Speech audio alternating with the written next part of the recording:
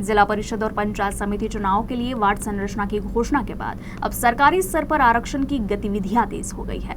आरक्षण के संबंध में अधिसूचना जारी कर दी गई है। अब चुनाव को लेकर अकोला जिले में कई उम्मीदवारों की धड़कनें भी बढ़ गई है।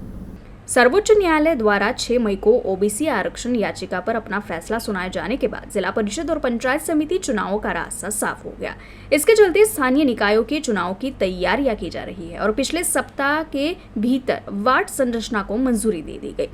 इसके बाद अब राजनीतिक आरक्षण के अनुसार गतिविधियों में तेजी आ गई है। जिला परिषद निर्वाचन क्षेत्र, पंचायत समिति निर्वाचन क्षेत्रवार एससी, एसटी, ओबीसी और महिलाओं के लिए आरक्षित सीटों के निर्धारण के अनुसार जारी की गई है। अब आरक्षण प्रक्रिया का कार्यक्रम जल्द ही घोषित किया जाएगा। आरक्षण संबंधी अधिसूचना सीटों के आरक्षण, रोटेशन की पद्धति को हटाकर नियम बना रही है।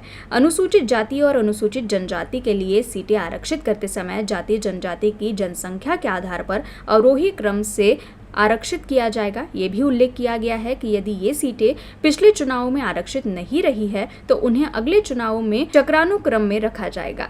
अधिसूचना में पिछड़े वर्गों के नागरिकों के लिए सीटें आरक्षित करने की विधि बताई गई है।